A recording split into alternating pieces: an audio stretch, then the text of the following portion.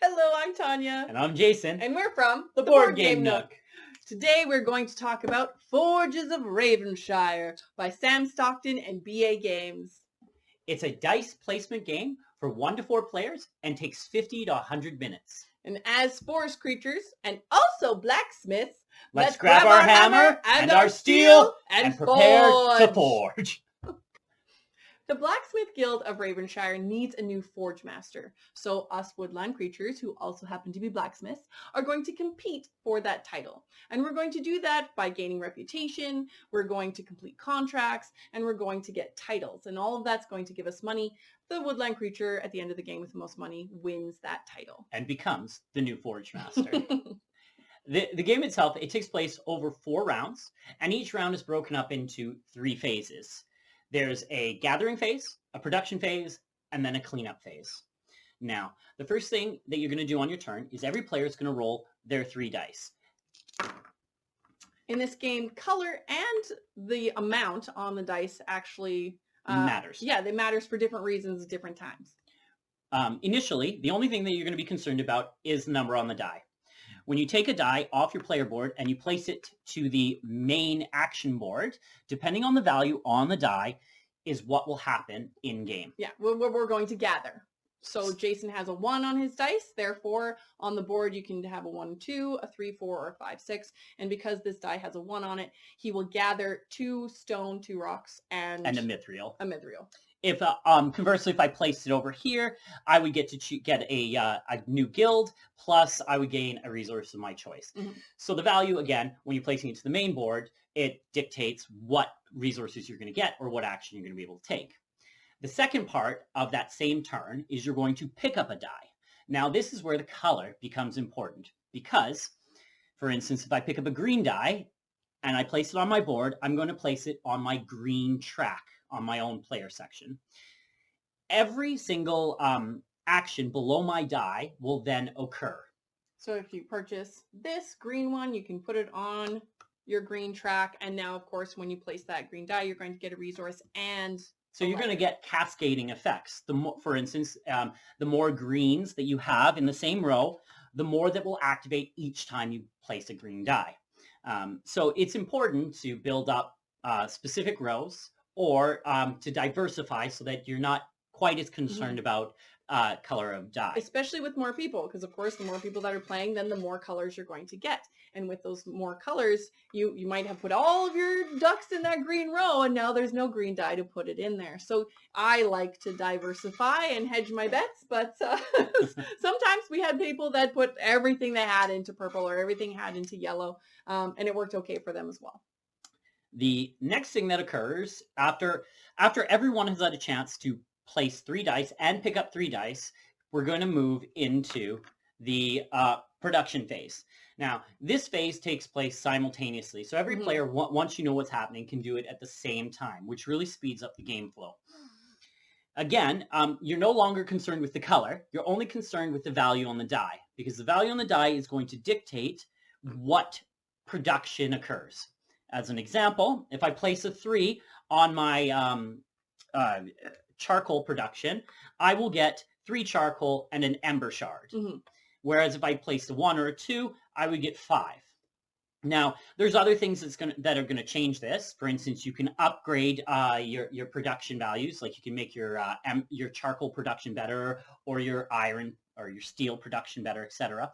At the top, there's also general actions that you can do that will take place. Nice saving grace if you don't have enough to produce your steel or your charcoal or your lumber. You can just kind of use your dice amounts for something else. So you're never going to be left high and dry with numbers you can't use. Yes, and this game is sort of friendly in that, for instance, when you're running your guilds or your actions all in sequence, you can choose what order you do them in. It's the same for like your production. So I could move a die over, pick some goods, and then move another die over for my steel, and I now can produce more. The final phase after the production phase, which takes place, is the cleanup phase. That's simply you remove all your dice, you refresh the guilds up top, and you prepare to roll your dice again. You're also going to move over the round tracker. So yeah, that's about it. It's 4 turns. You have the 4 seasons of the year, 3 phases in each one, and it goes by really quick. So why did we do that? Why are we gathering resources And in the first producing place resources. and producing it? So now on our production, we know we have 6 charcoal and we have 7 steel. Well, that's because people are going to hire us out. They want shields, they want swords, they want axes. And so if you don't have a lot of reputation, you're going to be coming from a lower part of that contracts. Like the battle axe, it takes 7 steel, 3 wood, 3 leather, and it's going to give you 13 money and 1 hammer. Okay. So the more reputation that you gain through various actions, for instance, you can just gain a single reputation by placing a die up here. The higher level contracts you're going to be able to fulfill. Mm-hmm. Higher level contracts cost more resources, but give you a slightly bigger payout. Yep, exactly. A slightly bigger. Well, sometimes much bigger. Like this gives you 4 reputation and it gives you 18 gold. But this is for the legendary contract. And of course, as you bump up this track, you do get some resources and some certain things along the way. And sometimes the titles themselves are the reason why you're completing those contracts. I mean, some of the titles are you need to complete 5 armor. So armor. The first person to complete 5 armor will get this title. If 2 players complete it at the same time, since the production phase the production phase is done simultaneously, which helps with game flow. But if 2 players complete it at the same time, they both will earn that title. Mm-hmm. In subsequent rounds, other players can earn that title, but it'll just be for a lesser amount. Mm-hmm. Yeah, so I think we covered everything. Your contracts, of course, we're blacksmiths, so we want to make things out of metal. Okay? And then if we do a really good job, then people are like, hey, that blacksmith did a really good job. You gain titles, get more money, and that's pretty much the whole game. We had the chance to play this game with beginners and also advanced players. And it worked out really nicely both ways, but for different reasons. When we were playing with our gaming group that we always play with, of course, they knew how to play the dynamics of the game, even while Jason was they knew it. game mechanics. So it was very simple. It was very easy to run through the rules, and they just grokked it very quickly. And so there was actually deeper levels of strategy that came out in that game. Our end scoring was actually very, very close regardless, but they were all over the place. Like one person was going straight for contracts, the other person was just trying to max out the what is this reputation track. And the other one was going for title. So everyone was going for very different things because everyone just kind of and we ended up with very similar scores. I believe the final scoring was within 3 points of every player. Mm-hmm. With our new gamers, and we're talking like brand new to competitive games, brand new to worker placement games, yes. Pretty well brand spanking new gamers. Yeah. It took a little bit longer to explain the game, and we had to run through the round a little bit slower. And with the production phase, we went through it with them. Of course, we didn't just all do it at the same time. We just said, okay, so let's do yours, so that we got a better understanding. But within the first, within the first round, they understood what was going on, yeah. And then in subsequent gameplays, they just got it. They understood it, and it flowed quite well. Yeah. What was sort of interesting is we used the assistants when we were playing with our experienced gamers, and that kind of just jump-started everything right at the beginning. We found that we could fulfill contracts right quick. When we didn't use the assistants, you're kind of like revving up your engines. You are collecting resources. It sort of gave a slower feel to the startup of the game. Now, assistants, they're basically asymmetrical powers or abilities that each player is given, and they serve 2 purposes. One is they'll give you a direction for your game. For instance, one player might be better at producing mm-hmm. certain goods, or might get the upgrade right away, so they're kind of pushed in the direction of making steel. Yeah. Or it can give you a special ability. Like, for instance, mine gave me an additional die. Mm-hmm. And Jason ended up playing this game solo and found it very, very difficult to play this game without the assistants. It was sort of interesting because all the games with the experienced players and the new players, the scores actually ended up very, very similar. Mm-hmm. Within 12 points of each other. And so it seemed to me like the assistants gave you a boost of 12 points to the game, but didn't alter it that much. It just sort of changed the feel of the sluggishness of the game and the engine that you're creating. Mm-hmm. And in solo mode, which it was very challenging, without an assistant, it just seemed like you were always struggling to be behind the AI opponent. With the assistant, it actually, like, I was able to beat the AI Give opponent you a leg up. by 6 points each time, Mhm. roughly. So it was Yeah. interesting, and both have their pros and cons. With new gamers, it was just simpler, Yeah. but we did introduce the assistants after one or two playthroughs, and they enjoyed it more. They just Mhm. felt that the game sped up, and they're like, "Oh, you mean we can start with our medium contracts before the common ones right away? This Yeah. is, It's added to be a little bit more interesting. So we have to say it is definitely a beginner-friendly game, but our experienced gamers were not bored with this. The other reason is because you can go several strategies with this game, and there's better combos than others. There's also better contracts than others and better titles. Like just Well, okay, so there are some fun parts of this game. Like, for instance, if you pick up a green die and you have your full green track done, and you place a die, it just feels good. yeah, Like because you're just like I get this and then this and then this you're and then running that. a full guild. Yeah. It's quite good. Mhm. The thing is, and this is kind of an interesting dynamic. It was the part that I found most interesting, anyways. Was if you pick up a green die and you run your full green row, like all abilities, you feel good. And then if you get another green die, you're like, yes. So in a single turn, you could run a Have a full really, really good turn. of every single thing, and you feel great. So for your production phase, you just have resources galore, Mhm. and it's great.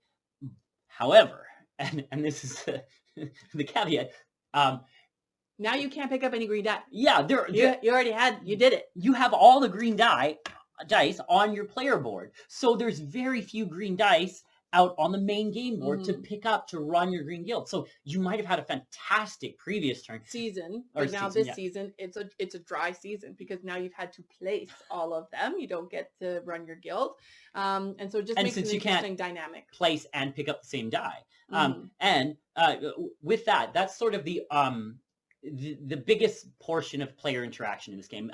Generally, especially with our new gamers, there was very little player interaction. You might accidentally pick up a die or block And be like, somebody, oh, I needed that, but but with our it's fine. experienced gamers, it was more like you could look over and see, oh, okay, like like Tanya really wants to run her yellow guild. Yeah. Okay, I am not going to place a yellow die to the board, Yes. forcing her to pick up something else and have a suboptimal turn. Mm-hmm. So there was an interesting mechanism as to, do you want to have a really big turn, or do you want to like wait a little bit, or should you max out a single row, or should you sort of space out where you're playing your guild runs? Mm-hmm. That's right. And with that, like the values, it was pretty interesting too, because higher values for lesser goods gave you less goods, Mhm. right?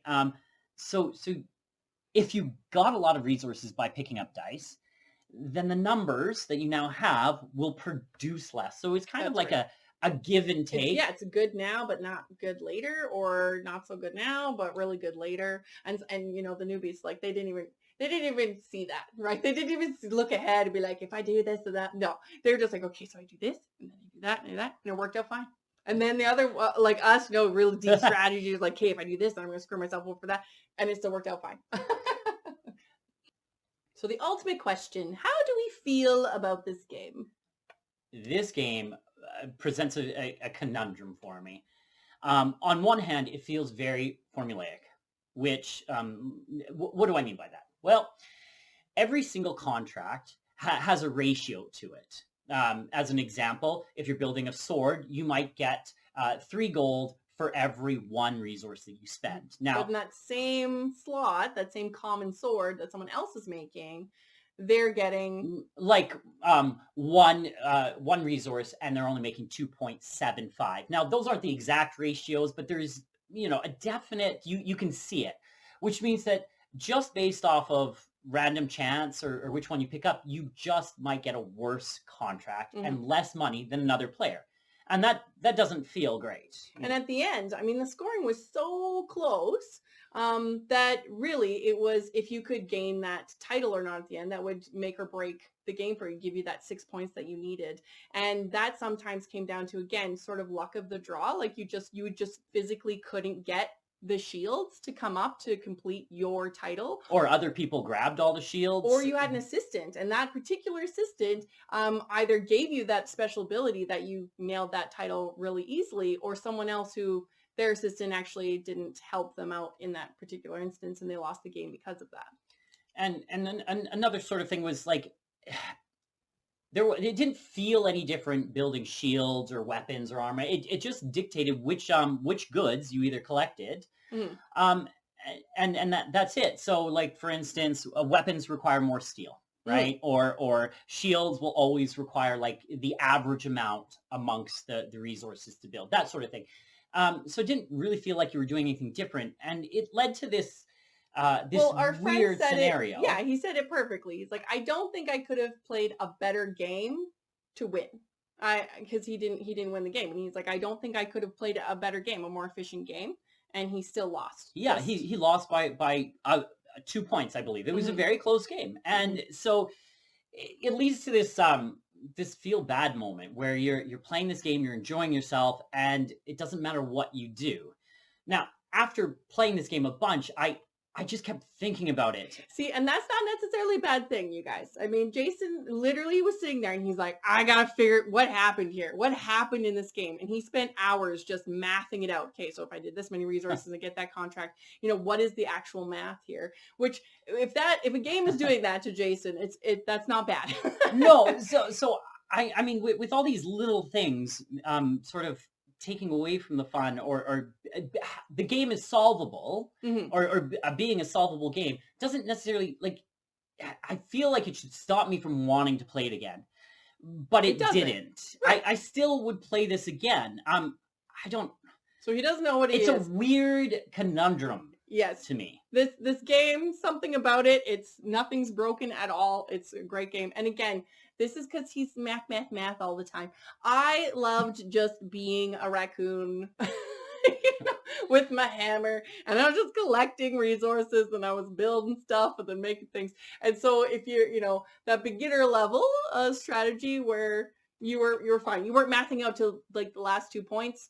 It was okay. I had a pleasant time with it. Our final thoughts, which is usually my first thought, all right? But we're changing things up a bit in this video.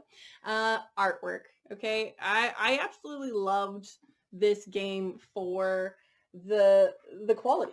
The quality of artwork and the play mats were extremely easy to see and understand what is going on.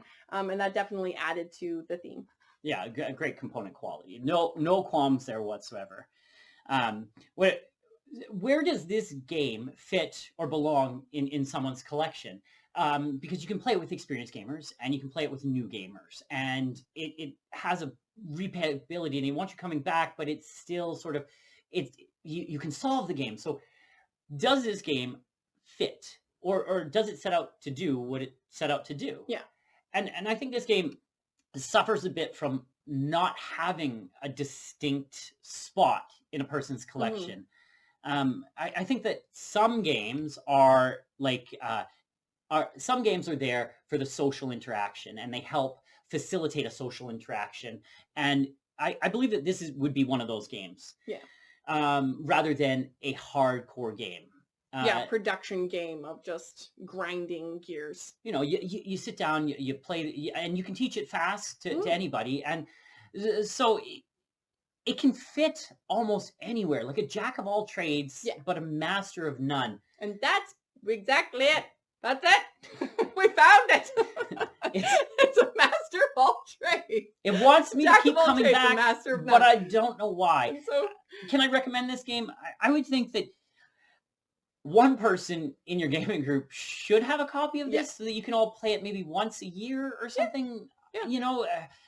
Is it a game that I think everyone should have in their collection? Definitely not. And I also struggle with this because I would bring this out to teach new gamers, but my first thought is Champions of Midgard, for instance. Like, they have and I hate citing other games while doing a comparison, but it just they give me the same feeling, and have the same scope. And we would, exactly. So if we were tired of that game, we would bring out this game and be like, okay, I guess it's a change of pace. Exactly. It's a different or theme. Or yeah, like maybe you just want a cozier night with a little bit more thinking, Yeah. you know, like, so you feel like you're having a good conversation and you're not too vested in the outcome of the game. That's right. That's right. So that is how we feel about this game.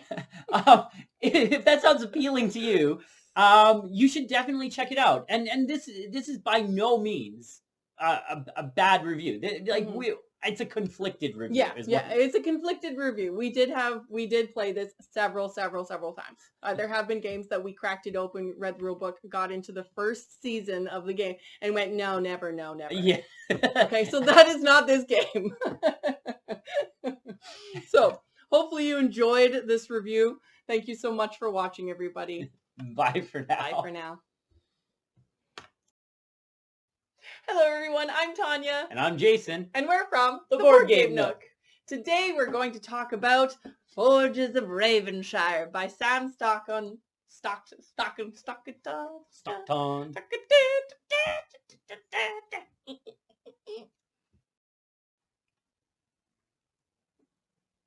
I'm hammering away. Okay. I'm hammering away at it.